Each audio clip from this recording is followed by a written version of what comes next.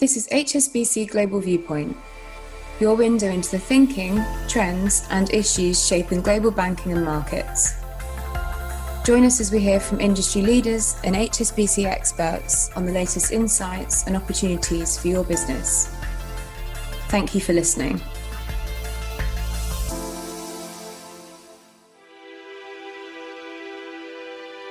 Hello and welcome to the ESG Brief, the HSBC Global Research podcast about environmental, social, and governance issues, and the latest work from our team of analysts and strategists. I'm your host, Jack Reed. Over the next 20 minutes, we'll be talking about the EU's Fit for 55 strategy and what to look out for on the climate agenda between now and the big global climate negotiations in November in Glasgow, Scotland. Also coming up, sustainable aviation fuel. What is it and what will it take to power the global aviation fleet? And IPOs. We've seen a wave of share sales in the first half of 2021, but what were investors looking for in terms of governance? We also look at some new research from the team that puts Asia in the lead as the top growth market for companies engaged in climate solutions. This podcast was recorded for publication on the 3rd of August. All our disclosures and disclaimers must be viewed on the link attached to your media player. I'm joined now by Wei-Shin Chan, our head of ESG research, on the line from Hong Kong. Wei-Shin, thanks for joining us. It's great to be here as always, Jack. So summer is upon us in the Northern Hemisphere, and it's been hard not to think about climate change, given some really extreme weather conditions we've seen around the world recently. Let's start in Europe. The EU announcement just a few weeks ago on its Fit for 55 strategy. What are the key takeaways? So the European Union released their Fit for 55 package in the middle of July. That consists of a set of interconnected proposals which are driving towards the EU's targets of reducing emissions by at least 55% by 2030 and then ultimately reaching climate neutrality by the year 2050. So they're fixing a lot of things in Europe. They are fixing the emissions trading scheme, for example, to include aviation and eventually include maritime, so emissions from shipping. They're extending the emissions trading scheme to include road transport and buildings. They're updating things like their energy taxation directive, as well as the way the emissions targets are broken down amongst the different member states in what's known as effort sharing. They're also updating, very importantly, the Renewable Energy Directive and Energy Efficiency Directive. But what I'd like to focus on is the Carbon Border Adjustment Mechanism. So this is essentially the carbon border tax, which I think we've spoken about on this podcast before. But essentially, in the future, from the year 2026, importers of goods that are covered by the carbon border adjustment mechanism will have to register with national authorities and actually buy certificates according to the carbon content of the goods that they are importing, and they'll need to surrender these on an annual basis. So it's to ensure there's no carbon leakage that can occur outside of Europe, because some believe that Europe's climate and carbon targets are stricter than the climate and carbon targets in other places in the world. So that's a very, very interesting development. Now, this month, the focus is going to be very much on the science of climate change. Absolutely. So the UN's climate science body, that's the IPCC, or the Intergovernmental Panel on Climate Change. They are deliberating at the moment what they call Working Group 1. Now, that looks at the physical science basis for climate change, and they'll be talking about the climate system, the drivers of climate change, how climate modeling works, and the feedbacks and responses of the Earth to climate variability. It's about confirming the urgency of action on climate change. I think we've all seen, as you mentioned, the extreme weather events over the summer, and the science will basically say what this actually means and how much time we have left to take action. These deliberations will continue through till the 6th of August with a release on possibly the 9th of August. So that will be a very, very big event that we're all looking out for. And what else is on the agenda before we get to the Glasgow negotiations? Just before COP26, actually starting on the 11th of October, there'll also be a biodiversity conference held in Kunming in China. I think the linkages between climate change and biodiversity are becoming increasingly apparent.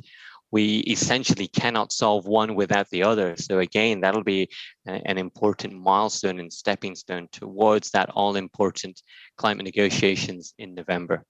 Some busy months ahead of us, Wei Shen. Thanks so much for the update. Thank you very much indeed, Jack.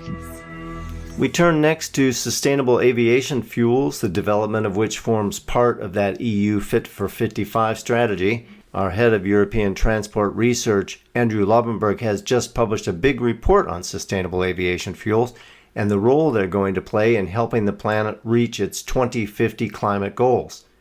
He spoke with our managing editor, Chris Brown-Humes. Andrew, perhaps I can start with the obvious question, really. What is a sustainable aviation fuel? Well, the obvious answer is that it's sustainable and it's an aviation fuel.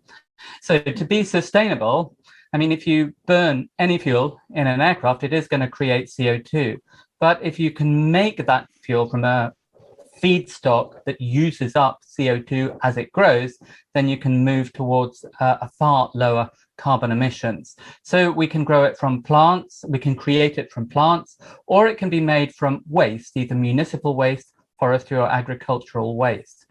So it's also important with the crops that the crops are sustainable and that they do not compete for food stuff. In terms of being an aviation fuel, the fuel has to be interchangeable with regular kerosene. It has to be capable of being used by existing aircraft, existing engines, and pumped through the existing infrastructure at airports. And where do these fuels fit in terms of the broader decarbonisation process that's underway? So to be fair, before the pandemic, the focus within aviation was very much on carbon offsetting agreements as the way of decarbonising aviation. But through the pandemic, the situation has changed and there is far greater focus on actually decarbonising aviation. And obviously people look to electric flying or hydrogen-powered flying, but in reality, electric flying will only be effective for very short range flights and small aircraft because batteries are heavy, and hydrogen, there's a lot of work on hydrogen aviation, but it's a long way into the future.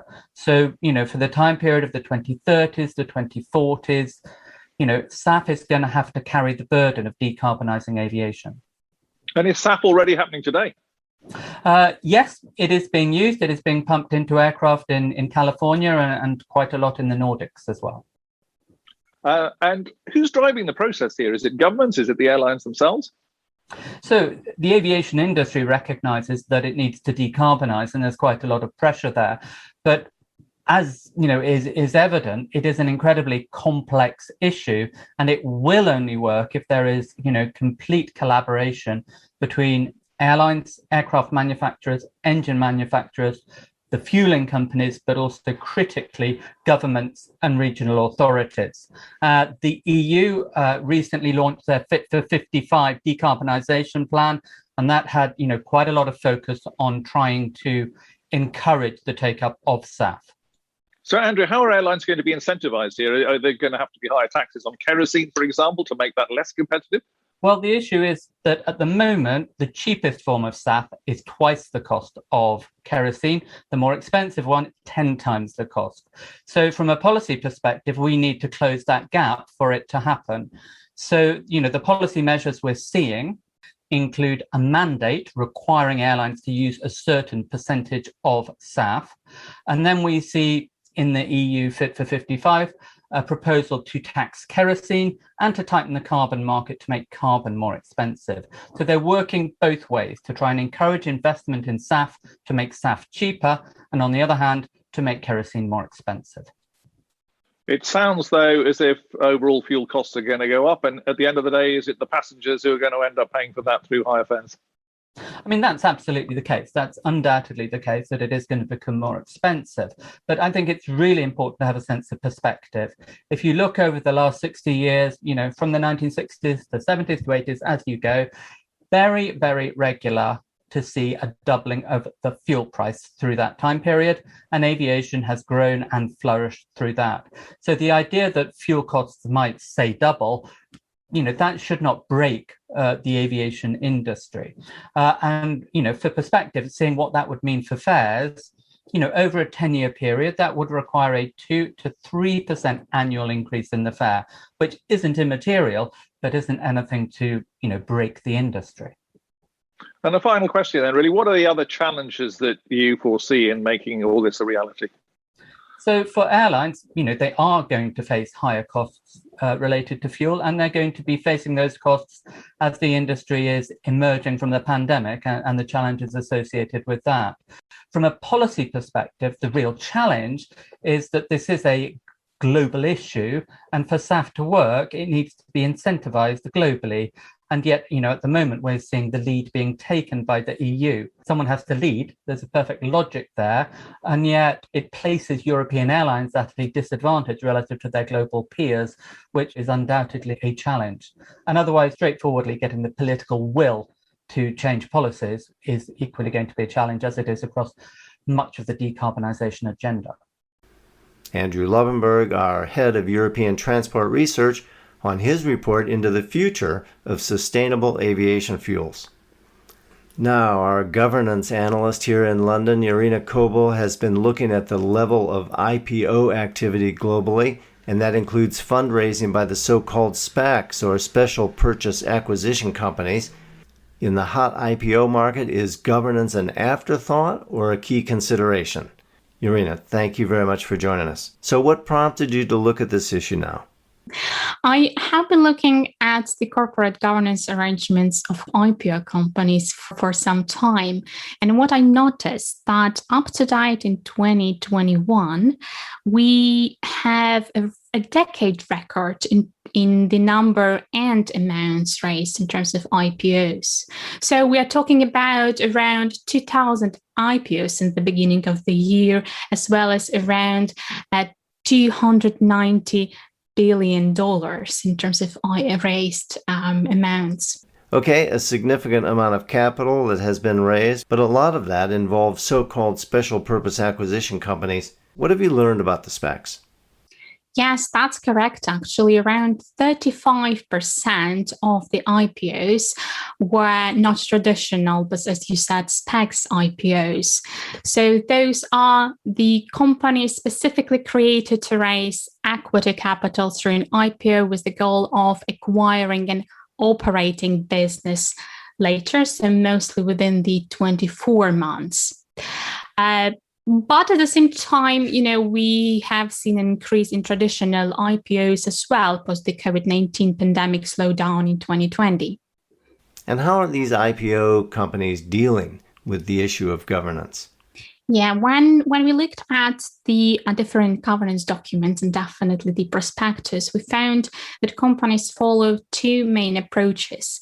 And one is to comply with the minimum standards of the market, of a market segment. That's mostly when it comes to independence or board composition, basically stating that they are compliant with those requirements. Or the second approach is, and those mostly for the companies who are expected to comply or explain with one of the corporate governance codes on the market, we found that those companies are likely to state that they will be developing the good governance practices in the future, basically explaining the non-compliance with the code. The operative words there being in the future. Why aren't investors expecting more focus on governance before the IPO? Yeah, there are definitely two aspects. One is about companies and changing their understanding of the importance of governance arrangements. The good they bring, the linkage to financial performance. But the second thing is definitely about investors. Them asking for greater visibility from companies before an IPO. And that's why I suggested 24 questions, which are a good start to engage and start discovering some of those governance arrangements companies have. And at the top of your list are questions about board independence and board composition. Why? Yeah, we found that the board size of a typical IPO company is 6 members in the European Union and the UK and 8 members in the US. This is compared to a mature companies, when we are talking about average board size of 10 members in the European Union, 11 in the UK, and 12 in the United States. So we see that there is a difference in the size, but recent research suggests that when we're talking about IPO companies, that those with larger boards, that they are performing financially better post-IPO. But not only size is important, that's independence, that's probably even more important here. It's also linked to financial performance.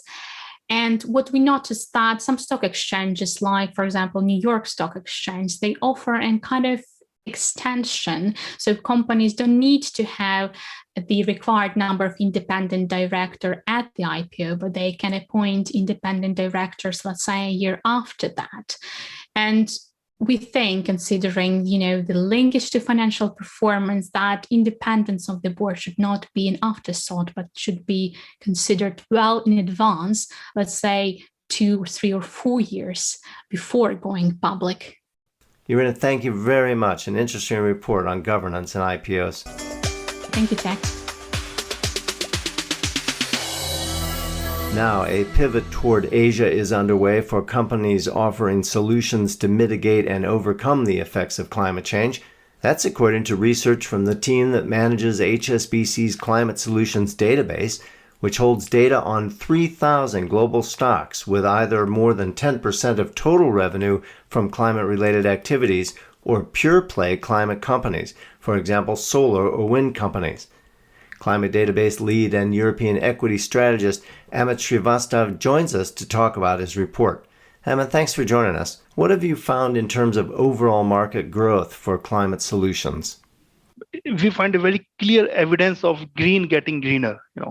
The companies in our database are not only growing, but they are also raising their exposure to climate change related businesses. So if I put some numbers, the total climate related revenue of companies in our database has risen at a healthy annual rate of 11% over the last 5 years. But if we look only at the pure play climate stocks, then the growth is even higher. The growth is of 16% CAGR since 2016. So as a result, the share of pure play climate companies in our database has now taken over the non-pure play climate companies. And collectively, they represent more than half of the database as of 2020. So more pure play companies as a percentage of the database, and you've also found a pattern in where they're picking up more business. Tell us about that. Yeah, so in terms of destination markets for climate products, the Asia Pacific region is emerging as a global hotspot for climate solutions. The share of Asia as a market for climate products has risen from 18% in 2016 to 28% last year. And Asia has now, in fact, taken over Europe as the second largest market for climate solutions.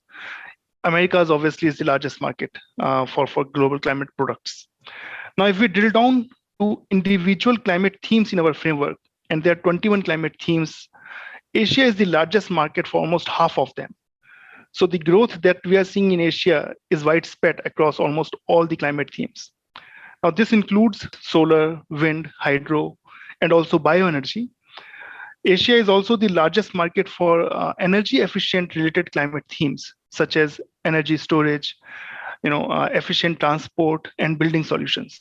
And what is the takeaway for investors? So we have conducted this analysis over the period of last 5 years, starting from 2016 to 2020. And we find a clear shift, from developed markets to emerging markets, mainly Asia Pacific, mainly by China. It is a driving force. The number of companies that we have in our database from China has risen significantly over the last few years. So I would just like to add that, that with more and more countries and corporates coming up with their net zero emissions targets, investment in the climate change space is only going to increase from here. And from investors' perspective, it is important to know key areas of growth in the climate change universe and the markets that are driving that growth. Amit, thank you very much. Thanks a lot. So that's our latest edition of the ESG Brief. Special thanks to Wei-Shin Chan, Andrew Lovenberg, Irina Kobel, and Amit Srivastav. Thanks very much for listening, and we'll be back soon.